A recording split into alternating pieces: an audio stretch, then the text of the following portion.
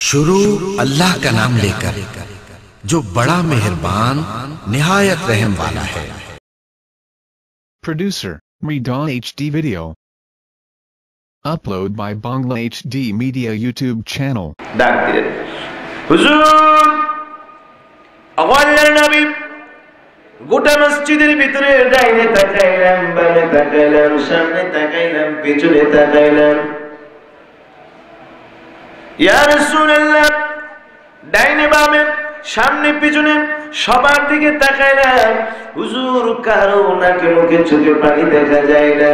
ডাইনে তাকাইলাম কেউ কান্দে না, বামে তাকাইলাম কেউ কান্দে না, সামনে তাকাইলাম কেউ কান্দে না, পিছনে তাকাইলাম কেউ কান্দে না, কিন্তু গুনগুন গুনগুন সুরে একটা কান্নার আওয়াজ আসে। আরেকজন যুবক দাঁড়ায় গেলেন, আরেকজন সাহাবী দাঁড়ায় গেলেন। এমনি ভাবে গোটা মসজিদের ভিতরে আওয়াজ আসতে লাগলো। আমার নবী বলেন, ডাইনে তাকাইলে পাবে না, বামে তাকাইলে পাবে না, সামনে তাকাইলে পাবে না, পিছনে তাকাইলে পাবে না। যদি কে কান্দে জানতে চাও, পাইতে চাও, তাইলে মসজিদের বাইরে গেলে তোমরা বুঝতে পারবে কে কান্দে। দুইজন সাহাবী মসজিদের বাইরে গেলেন।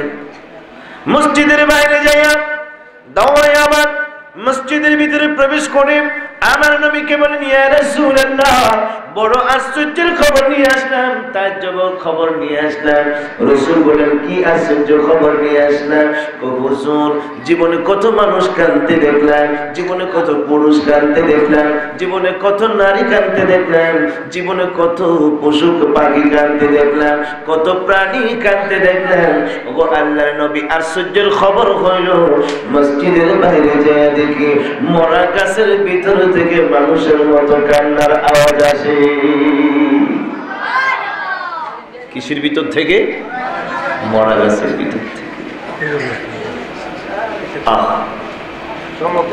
আমার রাসূলুল্লাহ যারা মদিনা শরীফ গিয়েছেন, রাসূলুল্লাহর রওজা মুবারক জিয়ারত করেছেন, রাসূলুল্লাহর রওজা মুবারকের ডাইন পাশে মিম্বর শরীফের ডাইন কোনায় একখানা ফিলার আছে, এরকম ফিলার দেওয়া আছে রাসূল সাল্লাল্লাহু আলাইহি ওয়াসাল্লামের মিম্বরের কাছে। ওই ফিলারে উপরে লেখা আছে হাজা উস্তুনে হান্নানা। সুবহানাল্লাহ। যারা মদিনা গিয়েছেন, রাসূলুল্লাহ সাল্লাল্লাহু আলাইহি ওয়াসাল্লামের মিম্বর শরীফ দেখেছেন, তারা অবশ্যই নজর করেছেন। সুন্নি কোন আলেম ওলামাদের সঙ্গে গেলে এই সুযোগ হয় যে ওনারা কোথায় কি আছে সব দেখায়, আর ওহাবীদের সঙ্গে গেলে রাসূলের কোন স্মৃতি কোন হাজির চোখে পড়ে যায়, আফসোস করে, হায় রে কই গেলাম, খালি রওজা শরীফ দেখলাম আর বাইতুল্লাহ শরীফ দেখলাম, আর কিছুই নজরে পড়ে নাই। পড়বো কেমনে? হের তো এই নজর নেই, হের তো টাকার নজর, কেমনে হজ করায় খালি টাকা লয়ে যাবো। আর সুন্নি আশেকগণ আমার রাসূলুল্লাহ সাল্লাল্লাহু আলাইহি ওয়াসাল্লামের দেশে গেলে প্রত্যেকটা জায়গায় আমার নবীজির চিহ্ন দেখতে পাই। সুবহানাল্লাহ।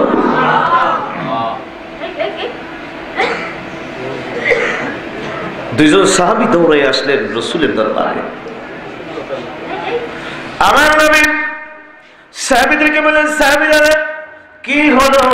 সাহাবীরা বলেন, ইয়া রাসূলুল্লাহ, আশ্চর্যের খবর হলো গাছের ভিতর থেকে মানুষের মতো কান্না আসতেছে। আমার নবী কই, দেরি করো না, তাড়াতাড়ি করে আমি নবীর কাছে তোমরা ধরে নিয়ে আসো। নিয়ে আসলেন। রাসূল বললেন, গাছরি, ও গাছ, তুমি কেন কান্দো? গাছের কান্নার আওয়াজ আরো বাইরে যায়। সুবহানাল্লাহ বলেন।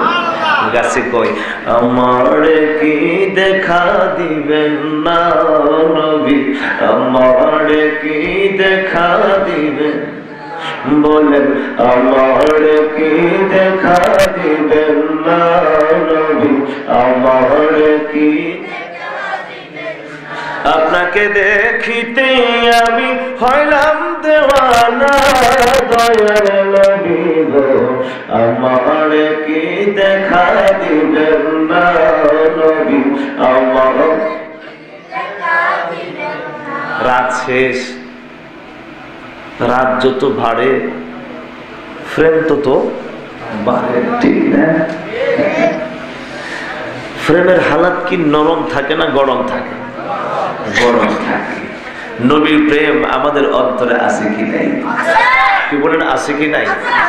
যদি থাকে তাহলে আমাদের হালাতটা কি গরম হবে না নরম হবে? গরম হবে। আর গরম আওয়াজ কি আস্তে হবে না জোরে হবে? এবার দেখা যাবে কার ভিতরে কতটুকু হালাত আছে। আমার কি দেখা দিবেন না নবী, আমার আপনাকে দেখিতে আমি হইলাম দেওয়ানা, দয়াল নবী গো আমার কি দেখা দিবেন না নবী, আমার আপনাকে দেখিতে আমি হইলাম দেওয়ানা, দয়াল নবী গো আমার বলেন আমার কি দেখা। ও নবী গো দেখা যদি নাহি দিলেন, মোরে কেন পাগল করিলেন, অন্তরে যে জ্বলে আগুন সইতে পারি না। ও নবী গো দেখা যদি নাহি দিলেন, মোরে কেন পাগল করিলেন, অন্তরে যে জ্বলে আগুন সইতে পারি না। যতই আমায় রাখেন দূরে ততই বেশি মনে পড়ে, যতই আমায় রাখেন ততই বেশি। কবে পাবো আপনার দিদার মন যে মানে না, দয়াল নবী গো আমার কি দেখা দিবেন না, বলেন আমার কি দেখা দিবেন না নবী, আমার আপনাকে দেখিতে আমি হইলাম দেওয়ানা, দয়াল নবী গো আমার কি দেখা দিবেন না নবী, আমার কি দেখা দিবেন না। আমার ভাইরা গাছ কান্দে, আমার রাসূল বললেন গাছ, ও গাছ তুমি কেন কান্দো, জবান খুলে তুমি আমার কাছে মনের কথা বলো। সুবহানাল্লাহ বলে। গাছ আমার নবীর সঙ্গে কথা বলে মানুষের মতো।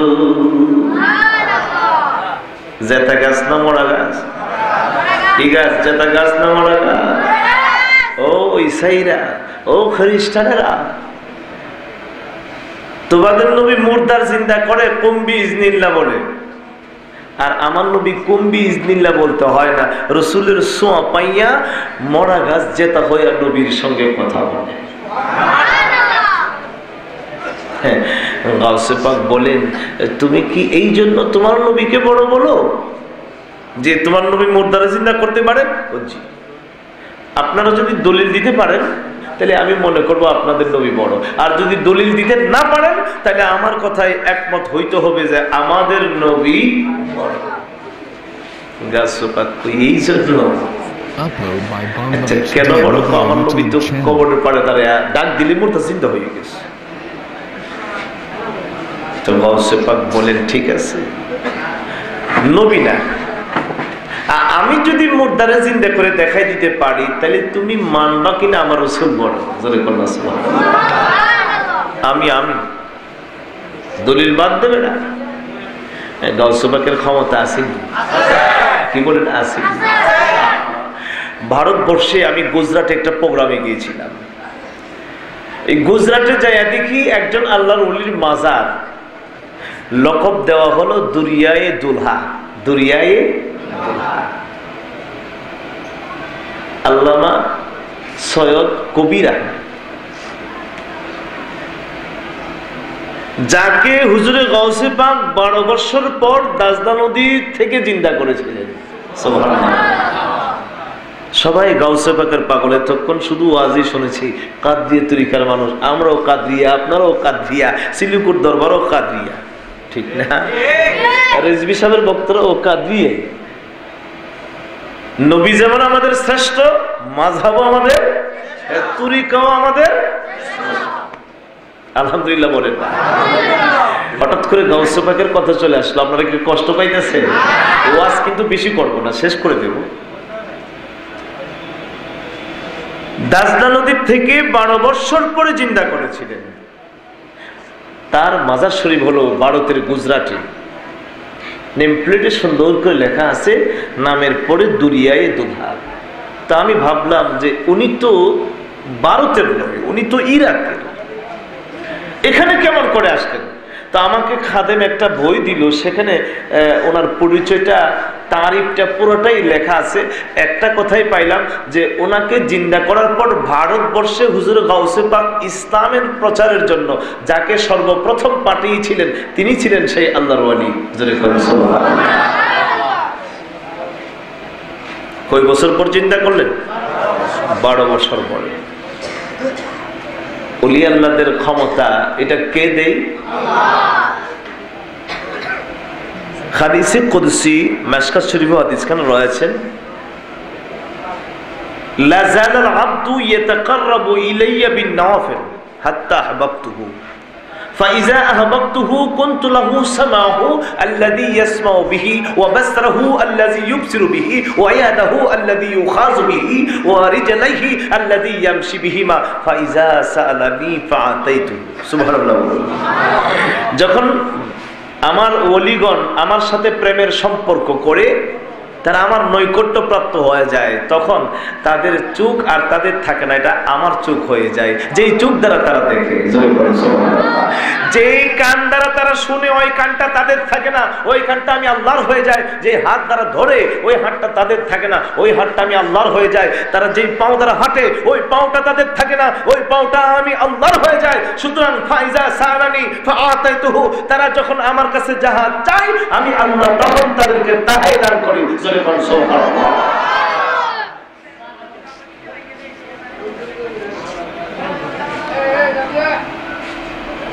নদীর পার, ইরাকের দাজলা নদীর পাড়ে হুজুর গাউসে পাক হাঁটেন। মহিলা কাঁদে আর আল্লাহরে গালি দেয়। কারে? মহিলাদের স্বভাব বুঝেন না, মাঝে মাঝে এমন শুরু করে, আল্লাহ তুই আমার উপর ফাটাইলে এরকম বিপদ আপদ, তোর উপর বিপদ পড়তে যাবে, আল্লাহ তোর উপর ফাটাবো। আসিন এরকম মহিলা, বেটকিটটা মহিলা। তো এটা কান্দে আর আল্লাহরে গালি দেয়, আল্লাহ তোর মতো বেইনসাফের খোদা কোথাও। গাউসে পাক শুনে ফেললেন, ডাক দিলেন, মা মা শোনো, তুমি আল্লাহরে গালি দিচ্ছ, কারণটা কি? তো মহিলা কই, বাবা তোর হতে তুই যা, আমার হতে আমার চলতে দি, আমারে বাধা দিলে গালি আরো বাইরে আসবে। সুবহানাল্লাহ। মা কেন তুমি আল্লাহকে গালি দিচ্ছ গো মা? তোমার দুঃখটা কি, তোমার কষ্টটা কি? মা গো তুমি আল্লাহর গালি দিও না, আল্লাহর গালি দিলে ঈমান নষ্ট হয়ে যায় গো মা। মা কেন তুমি গালি দিচ্ছ? আমার কাছে খুলে বলো। মা গো তুমি যদি খুলে বলতে পারো, আমি তোমার একটা ওয়াদা দেই, আমি তোমাকে সাহায্য করার চেষ্টা করব। মহিলা কই, বাবা রে কাঠা গাই আর লেবুর রস দিও না, আমি দুঃখিনী, আমি কাঁদি, গালি দেই, আমার কাছে শান্তি লাগে। বাবা তোমার পথে তুমি যাও আর আমার পথে আমাকে চলতে দাও। হুজুর গাউসে পাক কই, আর একটা কদম সামনে বাড়তে পারবা,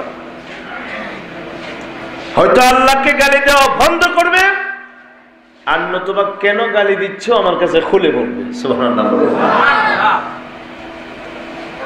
মহিলা কই, পাগল দিয়ে আমার সেইটারও বড় পাগল। বাবা বাবা সাহায্য করার কোনো পথ নাই রে বাবা, সহযোগিতা করার কোনো পথ নাই। তুমি যখন শোনার জন্যই চাইছো, তবে আমার দুঃখের কাহিনী শোনো। আমি একটা সুন্দরী রূপসী যুবতী ছিলাম, স্বামী আমার ভালোবাসার স্বামী ভালোবেসে আমাকে বিবাহ করেছে, সুন্দর সোনার সংসার আমার তৈরি হয়েছে। আমরা দিনাতিপাত করতে লাগলাম, আমার গর্ভে একটা সন্তান আসলো। সন্তানটা কিছুদিন পরে ভূমিষ্ঠ হলো, একটা ছেলে সন্তান। সন্তানের বয়স যখন 1.5 কিংবা 2 বছর হলো, এমন সময় আমার প্রাণের প্রিয় স্বামী দুনিয়ার জমিন থেকে বিদায় নিল। বাবা এই সন্তানের চেহারার দিকে তাকাইয়া কোন পুরুষের ঘর করার চিন্তা করলাম না, সংসার করার চিন্তা করলাম না। মানুষের বাড়িতে কাজকর্ম করে করে আমি আমার সন্তানকে বড় করলাম, লালন পালন করলাম, আমি আমার সন্তানকে আদর যত্ন করে বড় করলাম। ও বাবা, সন্তান যখন বড় হলো, বয়স যখন হলো, বিবাহ শাদী করার চিন্তা করলাম। বাবা, দাস্তা নদীর ওই পারে আমার সন্তানের পুত্রবধূ আমি ঠিক করলাম, 70 জন যাত্রী দিলাম সঙ্গে, নতুন একটা নৌকা সাজাইয়া আমার সন্তানের নতুন জামা কাপড় পরাইয়া বিবাহ করার জন্য আমি পাঠিয়ে দিলাম। যখন বিবাহ সম্পন্ন হলো, পুত্রবধূ নিয়ে যখন আবার আসতে লাগলো, দাস্তা নদীর মাঝখানে আসার সঙ্গে সঙ্গে নিষ্ঠুর ঝড় তুফান সাইক্লোনের কবলে পড়ে গেল। ঝড় তুফান সাইক্লোনের কবলে পড়ে আমার সন্তানের নৌকাটা ডুইবা গেল, আমার সন্তানও মারা গেল, যাত্রীগুলো মারা গেল, আমার পুত্রবধূ মারা গেল। ওরে বাবা, আমি কান্দি আর বলতে আসি, আল্লাহরে আল্লাহরে, একটাই মাত্র সন্তান ছিল যাকে অবলম্বন করে আমি বাঁচতেছিলাম, ওই সন্তানটারে আবার তুমি নিয়ে গেলা। এখন আমি কাকে দেখে, কার চেহারার দিকে তাকায় আমি গড়ে থাকবো? যখন আমার সন্তান হারায় ফেললাম, গড়ে আমার কাজে মন বসে না, খাইতে পারি না, ঘুমাইতে পারি না, কাজকর্ম করতে পারি না। আরে বাবা, এই চিন্তায়, এই টেনশনে আমার কোনো কিছুই ভালো লাগে না। এই জন্য নদীর পাড়ে ঘড়ি আর একটু অশান্তি লাগলে আমার আল্লাহরে গালি দিই। হুজুরে গাউসে পাক বলেন, মা গো, আল্লাহরে আর গালি দিও না, আল্লাহরে গালি দিলে আমি সহ্য করতে পারি না গো মা। মাগো, তোমার গালি বন্ধ করো, আমি না তোমারে ওয়াদা দিলাম তোমারে সাহায্য করব। মাগো, তুমি একটু বসো। হুজুরে গাউসে পাক চক্ষুটা বন্ধ করে হাতটা নদীর দিকে বাড়াইয়া মহান আল্লাহকে ডাক দেয়া কয়, আল্লাহ, ও আল্লাহ, তুমি যদি হাজার হাজার বৎসর পরে, লাখ লাখ বৎসর পরে সমস্ত মানুষকে একত্রিত করতে পারো একটা স্থানের মধ্যে, আল্লাহ তোমার কোরআনে তুমি না বলছো, ওয়ানুফিখা ফিস-সূর ফাইদাহুম মিনাল আজদাসি ইলা রাব্বিহিম ইয়ানসিলুন। ও আল্লাহ, সিংহা ফুঁদার সঙ্গে সঙ্গে কবর থেকে সব মানুষগুলো একসাথে একত্রিত হয়ে একটা মাঠে অবস্থান করবে। আল্লাহ, তুমি যদি হাজার হাজার লাখ লাখ কোটি কোটি বছর পরে মানুষকে জিন্দা করে একটা মাঠে অবস্থান করাইতে পারো, মাত্র আজকে কয়েকটা দিন হলো ওই মহিলার সন্তান নৌকা ডুবে মারা যায়, যাত্রীগুলো মারা যায় রে মাওলা, তুমি এই মহিলার সন্তানকে ফিরে দিতে। আল্লাহ, আমি চাই তোমার ইজ্জত, তোমার সম্মান, তোমার মর্যাদা বুলন্দ করতে। আল্লাহ গো, আমি চাই মহিলার সন্তান, তুমি মহিলার নৌকাটা ফিরে দাও। গাউসে পাক চাইতে দেরি, নদীর মাঝখানে নৌকা ভাসতে দেরি নাই। কত বছর পরে হুজুরে গাউসে পাক ডাক দেয়া কয়, মা গো, একটু তাকায় দেখো, 12 বছর আগে যেই নৌকাটা তুমি পাঠাইছিলে, তোমার ছেলেরে দিয়া নৌকা সাজাইয়া দেখো তো তুমি এই নৌকাটা চিনা যায় কিনা। মহিলা কই, বাবারে, 12 বছর আগে যেই নৌকাটা আমি পাঠাইছিলাম, এখন দেখা যায় দাজদা নদীর মাঝখানে সেই নৌকা ভাসতে আছে।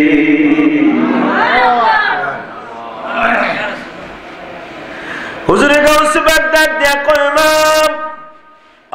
আমার নৌকার ভিতরে নজর করে দেখো, যে আত্মীয় স্বজন গুলো 70 জন তুমি পাঠাইছিলা, নৌকার ভিতরে সেই 70 জন যাত্রী আছে কিনা।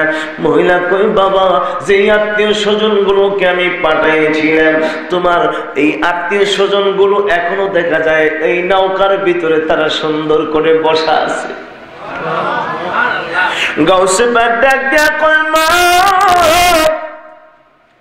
আমার নজর করে দেখো, যে বধূ আনার জন্য তুমি দাজলা নদীর ওই পারে পাঠাইছিলে, তোমার পুত্রবধূ নৌকার ভিতরে আছে কিনা?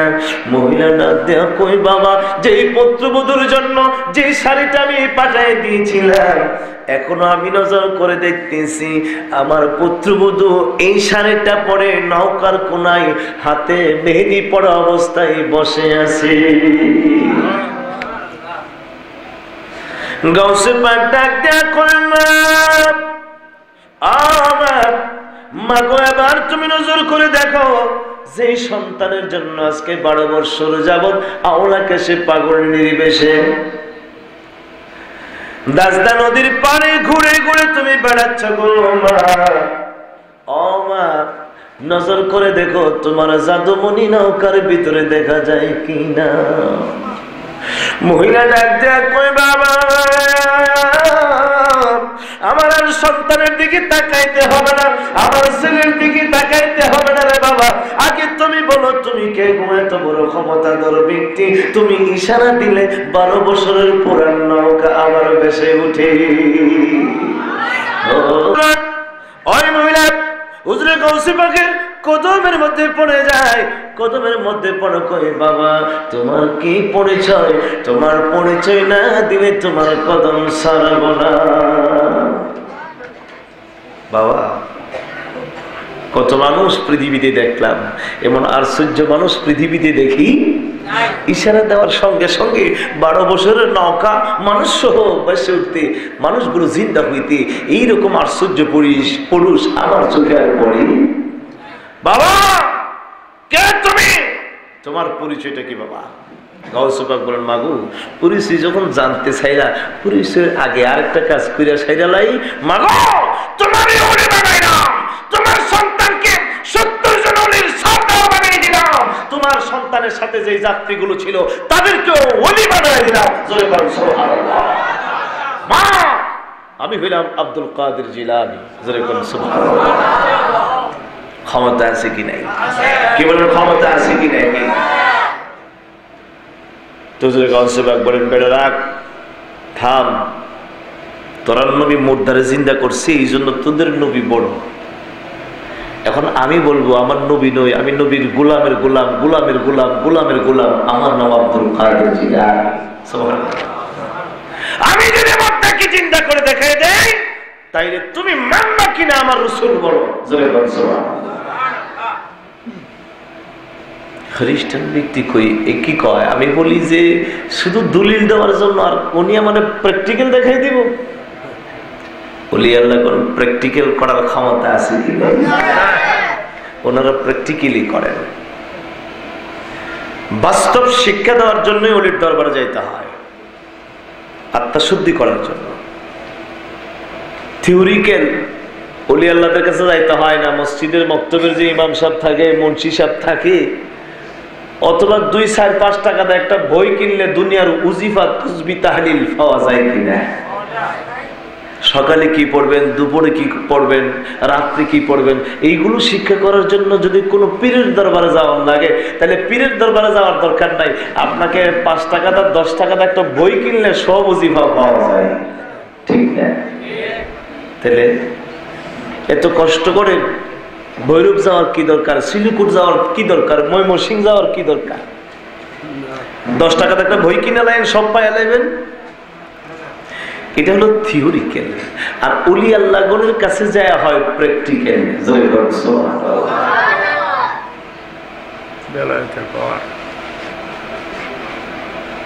বাস্তব বোঝার জন্য ওলিদের দরবারে যেতে হয়।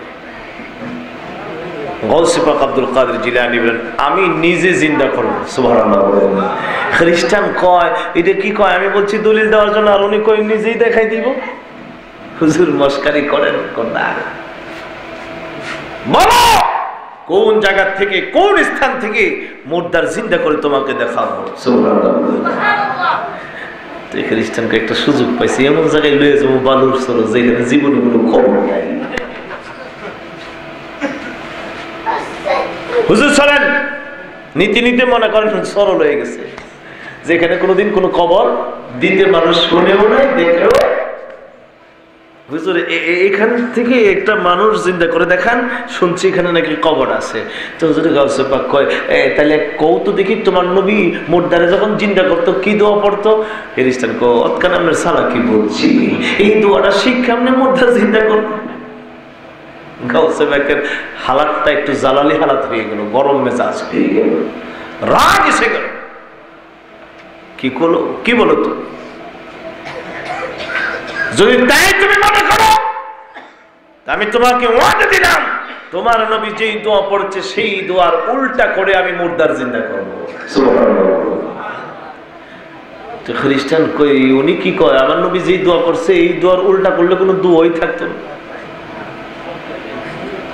বলো তাই কি ঠিক কহ, তোমার নবী যা পড়েছে তার উল্টা করবে। বলো তোমার নবী কি দোয়া পড়ে মুর্দার জিন্দা করতে? যদি এটাই হয় তাহলে বলতে পারি আমার নবী কবরের পারে দাঁড়ায় বলতো কুম বিইজনিল্লাহ, রে মুর্দার আল্লাহর হুকুমে জিন্দা হও। সুবহানাল্লাহ। গাউসে পাক আব্দুল কাদের জিলানী রাদিয়াল্লাহু তাআলা তিনি বলতে লাগলেন তোমার নবী কুম বিইজনিল্লাহ আল্লাহর হুকুমে মুর্দা জিন্দা করেছে, আর আমি গাউসে পাক বলবো কুম বিইজনি, রে মুর্দার আমার হুকুমে তুমি জিন্দা হয়ে যাও। তোমার নবী জিন্দা করেছে কুম বিইজনিল্লাহ বলে আল্লাহর হুকুমে, আর আমি আব্দুল কাদের মুর্দা জিন্দা করব আমার নিজের হুকুমে। জোরে বলুন সুবহানাল্লাহ। পাওয়ার আছে কি নাই, ক্ষমতা আছে কি নাই? কিন্তু হুজুর তাহলে ঠিক আছে আপনার কাজ চলুন। দেখ দিনের মুর্দার কে কবরের নিচে মাটির নিচে শুয়ে আছে, উঠো।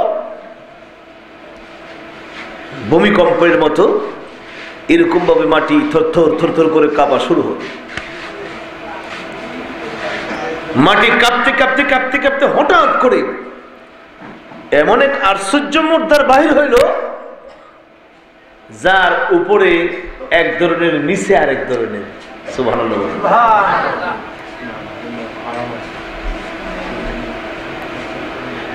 নিচে কমর থেকে নিচ পর্যন্ত তার আগুন। সুবহানাল্লাহ।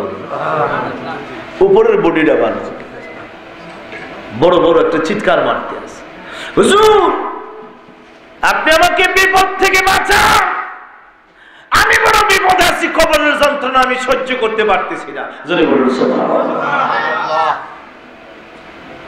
আমার ভাইয়েরা একদিন নয়, 2 দিন নয়, 100 নয়, 200 নয়, 1000 নয়, 2000 নয়, 4000 বছর আগের মুর্দা জিন্দা হয়ে যায়। কয় হাজার বছর আগে? আশ্চর্য হয়ে গেছে, এটি কি করলো? আমি মনে করছিলাম এখানে কোনো কবরই নাই, এখন তিনি এমন মুর্দার জিন্দা করছেন নিচে আগুন উপরে ভালো। সুবহানাল্লাহ বলেন। গাউসে পাক বলেন বাবা তোমার এই অবস্থা কেন? ওই মুর্দার গাউসে পাককে ডাক দেবেন, হুজুর আমি কবরে যাওয়ার সঙ্গে সঙ্গে আমার আযাব শুরু হয়ে গেল। আবু আল্লাহর ওয়ালি এই পাও দুইটা দিয়া আমি আমার গর্ভধারিণী মাকে লাথি মেরেছিলাম।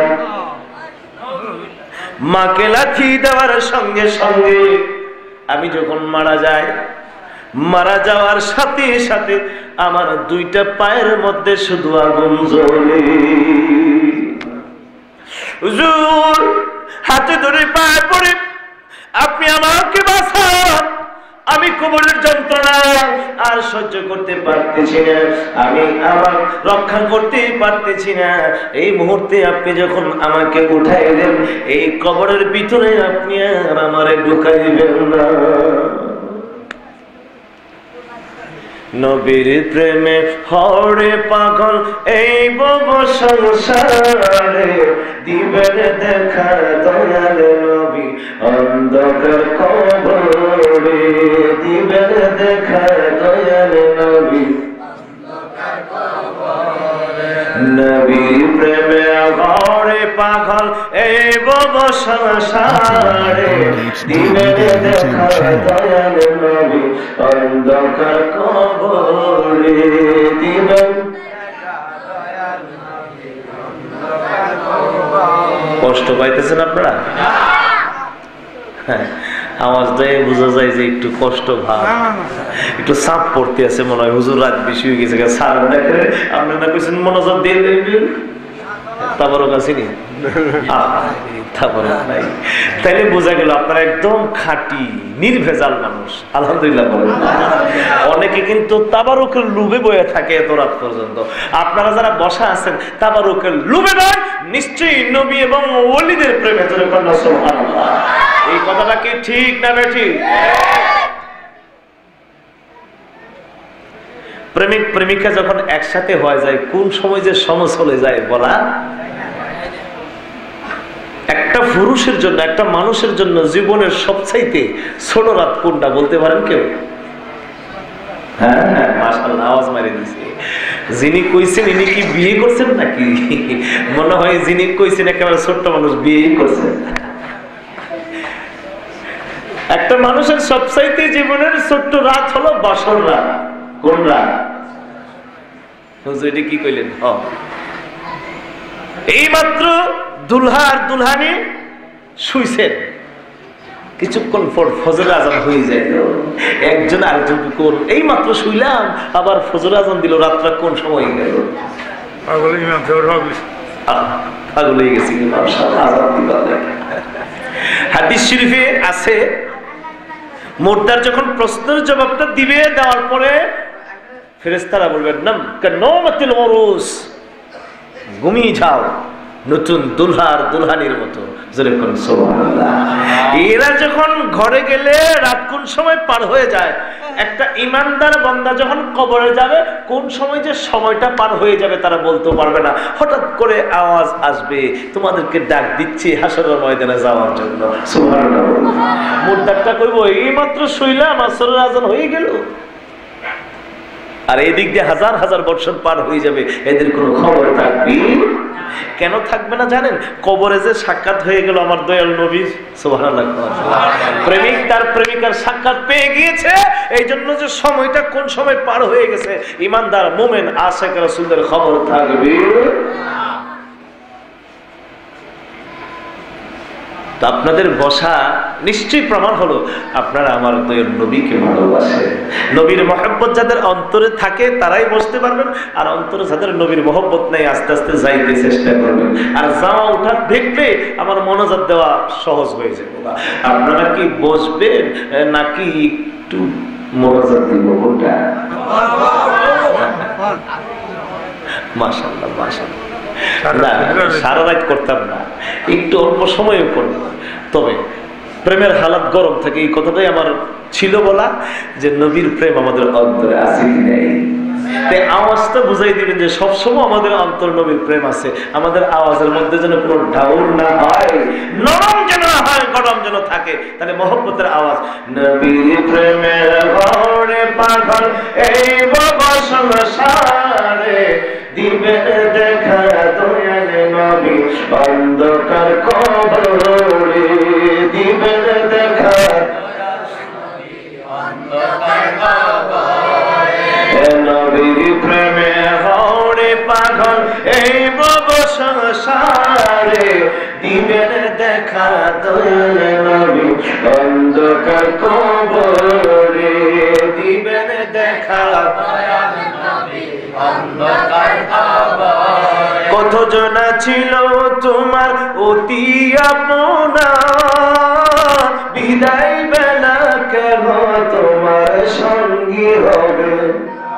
কত জনা ছিল তোমার অতি আপনা, বিদায় বেলা কেন তোমার সঙ্গী হবে। একাও গড়ে রেখে তোমায় আসিবে ফিরে, একাও গড়ে রেখে তোমায় আসিবে ফিরে, দিবে দেখা দয়াল নবী অন্ধকার কবরে, দিবে দেখা অন্ধকার কবরে। নবীর প্রেমে হরে পাগল এই ভব সংসারে, দিবে দেখা দয়াল নবী অন্ধকার কবরে, দিবে দেখা অন্ধকার কবরে। নাফসি নাফসি করে একদিন সবাই কাঁদিবে, উম্মতি উম্মতি শুধু নবী বলিবে। নাফসি নাফসি করে একদিন সবাই কাঁদিবে, উম্মতি উম্মতি শুধু নবী বলিবে। নবী নবী করে মনটা দাও না উজার করে, নবী নবী বলে মনটা দাও না উজার করে। দিবেন দেখা দয়াল নবী অন্ধকার কবরে, দিবেন দেখা নবীর প্রেমে ঘরে পাগল এই ভব সংসারে, দিবেন দেখা দয়াল নবী অন্ধকার কবরে, দিবেন দেখা। আমার ভাইরা বলতেছিলেন গাউসে বাগের ক্ষমতা আছে কি নাই? খ্রিস্টান কই সর্বনাশ, নবীর উম্মতের পাওয়ার যদি এইরকম থাকে, না জানে এই নবীর জন্য কি পাওয়ার ছিল। হুজুর আর দেরি করবেন না, আমার যতটুকু বুঝে আসে গেল আমাকে পড়ে দিলেন ইলাহা ইল্লাল্লাহু মুহাম্মাদুর রাসূলুল্লাহ সাল্লাল্লাহু আলাইহি ওয়াসাল্লাম। আমার ভাইরা তাহলে বোঝা গেল নবীর শুধু জিন্দা করার ক্ষমতা নয়, নবীর উম্মতেরও জিন্দা করার ক্ষমতা আছে। সুবহানাল্লাহ। মরা গাছ যেটা হলো, কথাটা মনে আছে? রাসূল বলেন কেন কান্দো বলো? কান্নার আওয়াজ আরো বেড়ে যায়। নবী বলেন কেন কান্দো বলো? গাছ জবান খুলে খুলে আমার নবীর সঙ্গে কথা বলে। সুবহানাল্লাহ। গাছ ডাক দেয়া কই, ওগো আল্লাহর নবী, মক্কা ছেড়ে মদিনায় এসেছেন, মদিনায় এসে আপনি রাসূলুল্লাহ, আমি গাছের পিঠের মধ্যে আপনি দুইখানা কথা মোবারক রেখেছেন। হুজুর আপনি রাসূলুল্লাহর দুইখানা কদম মোবারক যখন আমার গাছের পিঠের মধ্যে পড়লো, আমি গাছের ভিতরে প্রাণের সঞ্চার হয়ে গেল। একটা মানুষ যেরকম ভাবে আপনি রাসূলুল্লাহকে ভালোবাসে, আপনার কদম লাগার সঙ্গে সঙ্গে আপনি নবীর ভালোবাসা আমার অন্তরে ঢুকে যায়।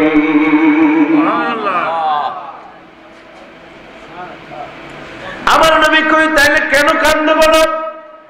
হুজুর আপনি মসজিদ পাকা করে ফেলেছেন, মিম্বর পাকা করে ফেলেছেন, আমি গাছকে আপনি দূরে সরায় দিয়েছেন, আপনার কদম থেকে আমারে বঞ্চিত করেছেন, আপনার বিরহ বিচ্ছেদ ব্যথা আমি আর সহ্য করতে পারি না, আমি তাই চোখের পানি বানায় রাখতে পারি না। আমার নবী ডাক দেয়া কয় গাছ, ও গাছ তুমি কাঁদিও না, আমি তোমার একটা জিন্দা খেজুর গাছ বানায়া দিই, আজীবন তুমি মদিনার মাটিতে জিন্দা থাকবে। ও আশেক ভাইরে কেন তুমি কান্দো রে, তোমার কি ব্যথা অন্তরে, বলেন তোমার কি ব্যথা অন্তরে। ও ভাইরে কেন তুমি কান্দো রে, বলেন ও কেন তুমি কান্দো